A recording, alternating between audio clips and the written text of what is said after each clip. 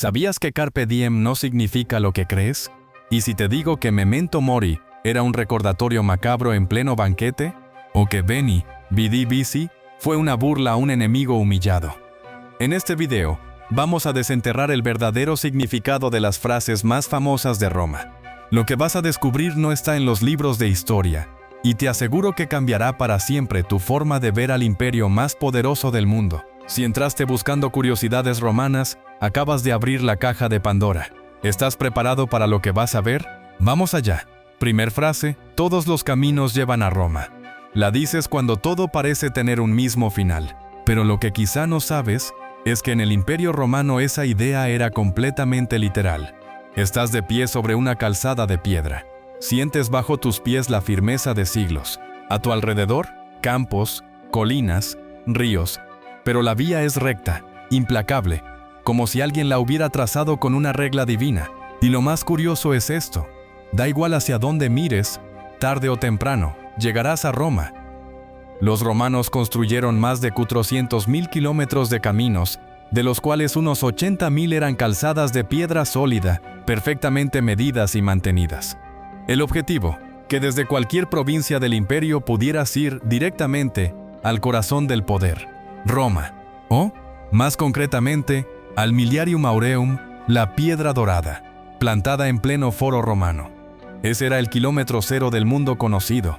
Desde allí se medían todas las distancias. Britania, Hispania, Siria, Cartago y Liria no eran destinos aislados, sino puntos en una red gigantesca de piedra, pensada para mover ejércitos, mercancías, correo oficial, y sí, también chismes imperiales. Te preguntarás por qué esos caminos eran tan rectos. Porque los romanos no negociaban con la geografía. Si había un pantano, lo drenaban. Si una montaña estorbaba, la atravesaban. Roma no rodeaba obstáculos, los aplastaba. Por eso, cuando hoy alguien te dice que todos los caminos llevan a Roma, no está exagerando. Está resumiendo, sin saberlo, la logística más ambiciosa de la antigüedad. Y ya que estás en este camino, haz una parada en nuestro foro virtual. Dale like, deja un comentario y comparte este video. Que no necesitas sandalias ni legiones para seguir explorando el legado de Roma, solo un clic. Segunda frase: alea y acta est, la suerte está echada. Estás frente a un río estrecho y frío. No parece gran cosa. Apenas unos metros de agua corriendo entre los campos del norte de Italia. Pero si das un paso más, ya no hay marcha atrás. ¿Lo sabes tú? Lo saben tus soldados. Y lo sabe Roma. Ese río se llama Rubicón. Y cruzarlo sin permiso del Senado significa rebelión. A tu espalda, una legión fiel. Delante, el futuro de la República. Tomas aire, y entonces lo dices: alea y acta est. La suerte está echada. No suena grandilocuente, no gritas, no alzas la espada, simplemente decides. Como si el destino ya estuviera escrito en los dados de los dioses. Y cruzas. Estamos en el año 49 a.C. Tú eres Julio César. Y acabas de cometer el acto más ilegal y peligroso de tu carrera. Entras en Italia al mando de un ejército. Algo prohibido por ley. El Rubicón marcaba el límite entre la Galia Cisalpina, que tú gobernabas, y el territorio sagrado de Roma, donde ningún general podía entrar armado sin autorización. Pero tú ya sabías lo que hacías. Habías ganado guerras, conquistado la Galia, te habías llenado de gloria y enemigos. Y sabías que si volvías a Roma sin protección, el Senado, manipulado por Pompeyo y los optimates, te iba a destruir. Así que, en lugar de rendirte, apostaste. Alea y acta est. No es solo una frase dramática. Es un reconocimiento helenístico del azar. Una rendición ante lo inevitable. Significa que lo que viene ya no depende de ti. El dado está lanzado. No puedes volver a meterlo en la mano. ¿Y sabes qué es lo más curioso? La frase original no era en latín. Era griega, del comediógrafo Menandro. César la citó al estilo de los cultos. Porque incluso los dictadores tienen referencias. Tercera frase: veni vidi vici, vine vi vencí. Estás en Asia Menor. Hace apenas unas semanas zarpaste desde Italia con una pequeña fuerza. Nada espectacular. No vienes a conquistar, sino a resolver un problema. Un rey local, Farnaces II del Ponto, ha aprovechado la guerra civil en Roma para expandirse. Cree que estás ocupado, que no vendrás, que puede jugar con fuego en lo que el imperio se reorganiza. Y tú, como buen romano, lo sorprendes antes de que termine su primera frase. En Cela, lo aplastas en una batalla que dura menos que una siesta mal tomada. Ni una campaña larga, ni un sitio prolongado, ni una estrategia enrevesada. Llegas, ves la situación y la resuelves, con brutal eficacia. Y como si no fuera suficiente con la victoria, decides escribirle al Senado. No una carta larga, no una crónica heroica. Solo 3 palabras. Veni, vidi, vici, vine, vi, vencí. La frase te sale tan perfecta, tan cortante, que parece sacada de una campaña publicitaria. Pero no es vanidad vacía, es propaganda pura, al estilo romano. Un mensaje claro: sigo aquí, sigo ganando y sigo siendo imprescindible. No hay adjetivos, no hay adornos, solo hechos. Un tridente verbal que clava tu autoridad en cada rincón del mundo romano. ¿Y por qué cala tan hondo? Porque condensa una actitud que muchos romanos admiraban: la acción rápida, la victoria limpia, la seguridad en uno mismo, pero también deja entrever algo más, una ambición que no conoce límites. No es casualidad que esta frase haya sobrevivido siglos. La han citado reyes, presidentes, dictadores y hasta diseñadores de camisetas, porque transmite poder y porque suena a certeza. Tú, que la has dicho más de una vez, ahora sabes que detrás de esas 3 palabras hay una batalla real. Un contexto político tenso y un César que no necesitaba discursos, porque con él, las victorias hablaban solas. 4ª frase: Roma no se construyó en un día. Miras a tu alrededor y ves columnas de mármol, templos majestuosos, acueductos que desafían la gravedad. Ves poder, ves orden, ves Roma, pero hay algo que no ves: el tiempo, porque Roma, la ciudad eterna, no brotó del suelo como una flor milagrosa. Se levantó piedra a piedra, incendio tras incendio, siglo tras siglo. Y aunque hoy repitas que Roma no se construyó en un día para justificar una entrega atrasada o una dieta fallida, detrás de esa frase hay una historia mucho más ardiente. La Roma del siglo I a.C., la que tú imaginas con su foro y sus palacios, ya era la heredera de siglos de evolución. Primero fue un poblado de chozas de barro sobre 7 colinas. Luego, una ciudad-estado que absorbió cultura etrusca, sabiduría griega y enemigos por todas partes. Creció a golpes, a base de guerras y pactos, traiciones y reformas. Y cuando parecía estable, ardía. Literalmente, el incendio del año 64 después de Cristo, durante el reinado de Nerón, no fue el único. Roma se quemó muchas veces. Algunas por accidente, otras quizás no tanto. Y cada vez, como el ave fénix, resurgía con más fuerza. Reconstruían, reurbanizaban, cambiaban piedra por mármol. Emperadores como Augusto se encargaron de embellecerla como símbolo de un imperio civilizado, aunque el humo aún se oliera en los callejones. La frase en sí no es romana. Aparece en Francia en la Edad Media y se populariza en Europa siglos después, pero toma sentido por la leyenda acumulada. El mito de una ciudad tan compleja, tan poderosa, que no podía haber nacido deprisa. Tú que vives en una era de inmediatez, puedes detenerte un momento y mirar atrás, porque cuando digas que Roma no se construyó en un día, estarás citando no solo una advertencia sobre la paciencia, sino una verdad tallada en piedra, templada en fuego, y construida a lo largo de más de 1000 años. 5ª frase: divide y vencerás. Divide et imperas. Estás en una sala del Senado romano. Frente a ti, los cónsules discuten, los tribunos gritan, los patricios murmuran. No hay unidad, hay facciones, rivalidades, intereses cruzados. Y tú que no has dicho nada, estás ganando. Porque en Roma, el poder no siempre se imponía con espadas. Muchas veces, se tejía con hilos invisibles. Y uno de los más eficaces era este: divide y vencerás. No lo inventó Maquiavelo, ni Napoleón, ni los manuales de manipulación política moderna. Fue Roma quien lo llevó a su máxima expresión. Y no lo proclamaban en voz alta, lo practicaban. Miras a los pueblos que bordean las fronteras del imperio: íberos, galos, germanos, partos. Si los enfrentas juntos, puedes perder. Pero si los enfrentas entre sí, puedes gobernar. Así lo hizo César en la Galia, aliándose con unas tribus contra otras, rompiendo pactos, sembrando desconfianza, y una vez divididos, uno a uno cayeron. Pero el principio no se aplicaba solo en el exterior. Dentro de Roma, la fragmentación también era estrategia. Emperadores que enfrentaban al Senado con el ejército, generales que azuzaban al pueblo contra la aristocracia. Incluso entre esclavos, los mantenían separados por etnia, lengua o función, para evitar que se organizaran. Divide, enfría y controla.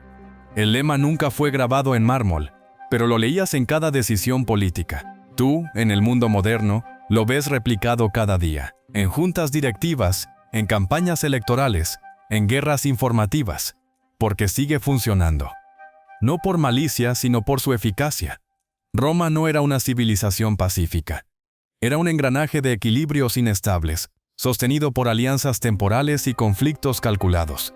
Y cuando todo parecía tambalearse, alguien en las sombras ya estaba separando para gobernar. Así que la próxima vez que escuches esa frase, recuerda, no es una simple táctica, es el reflejo de un imperio que entendió, mejor que nadie, que la unidad es peligrosa cuando no la controlas tú. Sexta frase. Memento mori. Estás en un carro triunfal.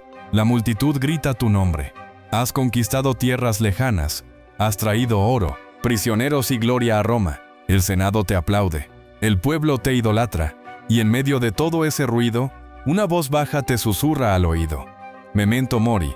Recuerda que vas a morir. ¿Quién te lo dice? Un esclavo. Tu esclavo personal, colocado allí por protocolo. No para halagarte, sino para recordarte algo fundamental, que eres mortal. Los desfiles triunfales romanos eran una celebración del ego, sí, pero también un ritual de equilibrio. Roma sabía que el exceso de orgullo, la superbia, era peligrosa, y por eso, en medio de la ovación, te obligaban a mirar al suelo, a ver tu sombra, a pensar en la tumba que, más tarde o más temprano, te esperaba como a todos. Memento mori no era una amenaza. Era una advertencia filosófica, una dosis de estoicismo servida en bandeja de humildad. Tú, que vives rodeado de distracciones, puedes entender la fuerza de esa frase. Es una invitación a valorar el presente, sabiendo que no es eterno. Los estoicos romanos, como Séneca o Marco Aurelio, no temían a la muerte. La veían como parte del orden natural. No se trataba de obsesionarse, sino de recordar, cada día, que no hay día garantizado.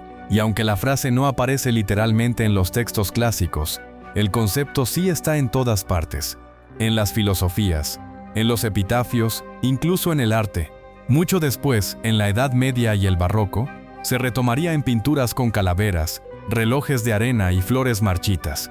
Pero en Roma, ya era parte de la vida pública y del triunfo. Así que imagina, te aplauden, te veneran, te coronan, y al lado, alguien te dice, sin emoción, sin pausa, recuerda que vas a morir, no para arruinarte el momento, sino para que no olvides que, incluso en la cumbre, sigues siendo humano. Séptima frase. Más romano que el Papa. ¿Te lo han dicho alguna vez? ¿O lo has dicho tú? Ese tipo es más romano que el Papa. Y claro, suena a exageración, a burla. Pero si lo piensas un segundo, ¿cómo puede alguien ser más romano que el Papa si el Papa está en Roma? La frase parece moderna, casi de sobremesa con vino. Pero su trasfondo es profundo, porque Roma, a diferencia de otros imperios, no desapareció, se transformó. Cuando el Imperio Romano de Occidente cayó en el año 476, su cuerpo político murió, pero su alma se reencarnó en el cristianismo. Y no en cualquier parte del cristianismo, en el obispo de Roma, el Papa. Durante siglos, el papado no solo fue líder espiritual, sino también una potencia política heredera directa de la estructura imperial. El latín siguió siendo la lengua de la Iglesia. Las basílicas siguieron la arquitectura romana. Incluso el título de Pontifex Maximus, que fue de los emperadores, terminó en manos del Papa. Pero aquí viene la ironía. Cuanto más católica y universal se volvió la Iglesia, más se aferró a lo romano. Y cuando algunos papas del Renacimiento comenzaron a comportarse como auténticos emperadores, con ejércitos, banquetes, intrigas y nepotismo, el dicho tomó forma. Ser más romano que el Papa significaba ser más papista que el propio pontífice. Más rígido, más ceremonioso, más papado que el papado. Y tú, que hoy oyes la frase con tono de burla, estás repitiendo una crítica disfrazada, la de quien lleva una causa tan al extremo que se pasa del otro lado. Como si un romano tradicionalista mirara al Papa y dijera: «Oye, te estás pasando de romano, ¿no?». Es un dicho que sobrevive porque sigue siendo útil en la política, en la religión, en la vida diaria. Una advertencia elegante para quien defiende algo más allá de toda lógica, incluso más allá del origen. Octava frase: cuando estés en Roma, haz como los romanos. Estás de visita en Roma, no en la antigua, en la del siglo IV, donde el cristianismo y el paganismo aún coexisten con torpeza. Llegas desde otra región del imperio, y de pronto, alguien te pregunta: ¿hoy ayunas o no? Porque aquí, los días de ayuno no son como en tu ciudad. Las costumbres cambian, las normas religiosas también. Y tú, para no hacer el ridículo, sigues el ejemplo local. Así nace la frase: cuando estés en Roma, haz como los romanos. No es una invención moderna ni un consejo de viaje. La frase viene de una carta real de San Ambrosio a San Agustín. Agustín estaba confundido. En Milán se ayunaba los sábados. En Roma, no. ¿Qué hacer? Y Ambrosio le respondió con sabiduría práctica: cuando estés en Roma, vive según las costumbres de Roma. Tú, en pleno siglo XXI, usas esa frase para justificar una adaptación. Comer picante en México, cenar a las 10 en España, usar traje en una boda que no lo pide, pero en su origen era mucho más que cortesía social. Era supervivencia cultural. El Imperio Romano no se mantuvo unido por imposición constante, sino por una habilidad extraordinaria para asimilar costumbres. Cuando conquistaban una región, no lo arrasaban todo. Permitían cultos locales, adaptaban dioses, integraban ritos. Incluso en Roma, el culto a Cibeles, Mitra o Isis convivía con los dioses del Capitolio, y más tarde, con el dios cristiano. Tú, al seguir las costumbres locales, estás haciendo lo que hacían los romanos: ser flexible sin perder identidad, porque Roma sabía cuándo imponerse y cuándo adaptarse. La frase no es una rendición cultural, es una táctica de integración. Un manual no escrito para sobrevivir sin chocar. ¿Y por qué no? Para no quedar como un bárbaro maleducado. Así que la próxima vez que digas en Roma haz como los romanos, recuerda: estás repitiendo el consejo de un santo, basado en una costumbre de emperadores. Novena frase: mens sana in corpore sano. Sales a correr. Miras tu reloj, tu ritmo cardíaco, tus calorías quemadas. En la camiseta llevas un lema impreso con orgullo: mens sana in corpore sano. Lo repites como si fuera una fórmula ancestral de equilibrio. Pero, ¿lo es? Retrocedamos al siglo I. Estás en Roma. El poeta Juvenal, ácido, satírico, con el ceño fruncido, escribe una lista de cosas absurdas que la gente le pide a los dioses: fortuna, fama, belleza, longevidad, caprichos, según él.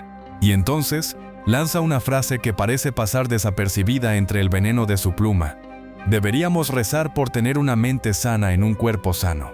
No era una afirmación, era una crítica. Juvenal se burla de quienes desperdician sus plegarias en vanidades, y sugiere que, si vas a rezar, al menos hazlo por lo que realmente importa. Pero el tono, si lo escuchas bien, no es de autoayuda, es de desesperanza. Con el tiempo, esa frase se descontextualizó, se pulió, y pasó de sátira a lema, de advertencia filosófica a decoración de gimnasio. Y sin embargo, los romanos sí creían en la conexión entre cuerpo y mente, no para alcanzar el éxito moderno, sino para vivir con virtud. Los estoicos promovían el dominio del alma sobre las pasiones. Los soldados entrenaban para la disciplina. Los sabios caminaban mientras pensaban. La cultura romana no idolatraba el cuerpo esculpido, sino el cuerpo útil. El fuerte por necesidad, el sano como reflejo del equilibrio interno, no del rendimiento físico. Es curioso cómo una frase lanzada con sarcasmo terminó convertida en una bandera del bienestar. Pero quizás eso diga más de nosotros que de Juvenal. A veces, lo que repetimos sin pensar guarda una intención muy distinta a la que creemos. Y si estás sudando bajo el sol con esa frase en la cabeza, tal vez valga la pena detenerte un segundo. No para correr menos, sino para entender mejor por qué corres. 10ª frase: carpe diem. Estás en un jardín, al caer la tarde. La copa de vino está medio llena, o medio vacía, según quien mire. A tu lado, alguien recita versos. No está hablando de guerras ni de dioses, ni de gloria imperial. Habla del tiempo, del instante, de lo que se escapa. Carpe diem. Quam minimum credula postero. Aprovecha el día, no confíes demasiado en el mañana. Lo escribe Horacio en una de sus odas más famosas. Un poeta del siglo I a.C., epicúreo de corazón, enemigo de la ansiedad futura. Y tú, que has oído esa frase 1000 veces como excusa para cometer locuras o justificar compras impulsivas, te das cuenta de que significa otra cosa. Carpe no es disfruta en el sentido moderno. Es cosecha, recoge, como quien arranca con cuidado una fruta madura antes de que caiga. La frase no incita al desenfreno, sino a la atención, a mirar el presente con seriedad, como algo que puede perderse en cualquier momento. En tiempos de Horacio, eso tenía sentido. Roma era grande, pero la muerte siempre rondaba. Guerras, enfermedades, política sucia. El mañana era una promesa frágil.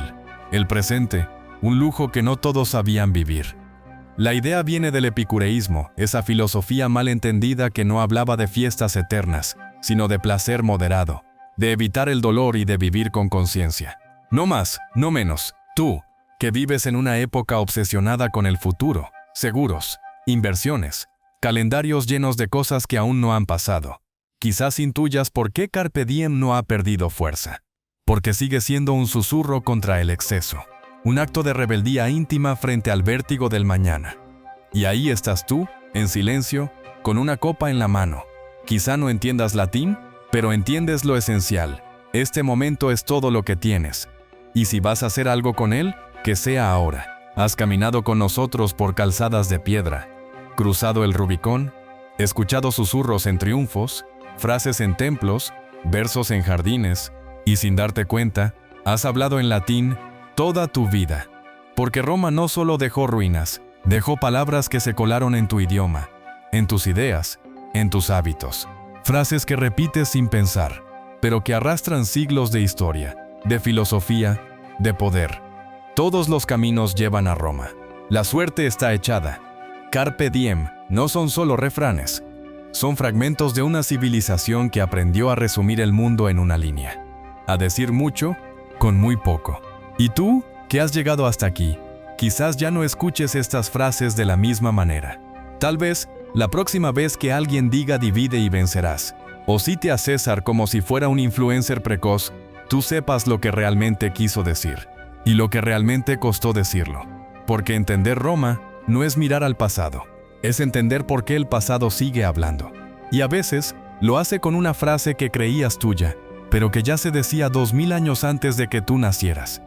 Gracias por acompañarnos en este viaje por el idioma que heredamos de un imperio. Esto fue Legado Romano, donde la historia no ha muerto, solo cambió de idioma.